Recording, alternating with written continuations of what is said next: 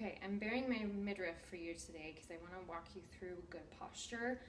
I'm not a fan of showing off my midsection, but it really does help so you can see how you can play around with your body to feel what good posture is, okay, whether it's in your shoulders or your hips. Okay, so most people, when we think about good posture, we think we just got to pull our shoulders back, but what tends to happen is your rib cage will flare up, that rib cage lifts, and that is actually not good posture. So if you're jamming your rib cage, your shoulders back, that rib cage will lift, and also your tail will arch, okay? You'll probably see a lot of models doing this, where their chest is up, their rib cage is flared, and their back is arched. This is not good posture at all, okay? So what we need to work on is making sure that your pelvis is actually neutral, okay? That it sits level.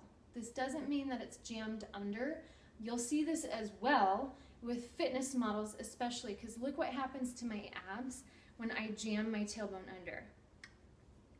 They grip up hard, okay? But this does not mean that this is neutral. It's anything but. So your tailbone is actually tipped under too far. So we need to find neutral, where your pelvis is actually sitting level, okay?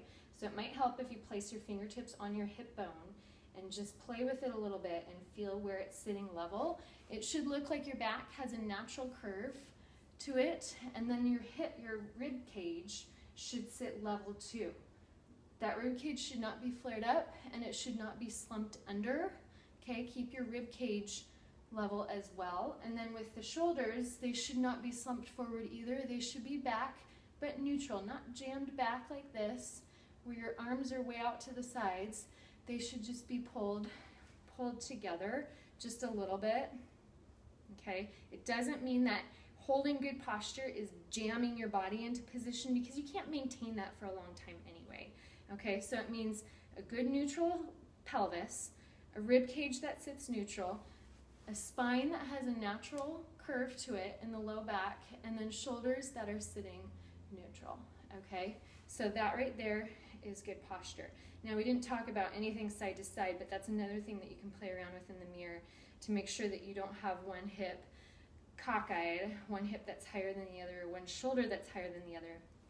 But it does help to play around with this in the mirror and just to feel where your pelvis is in relation to your rib cage, in relation to your shoulders, okay? So good posture right there.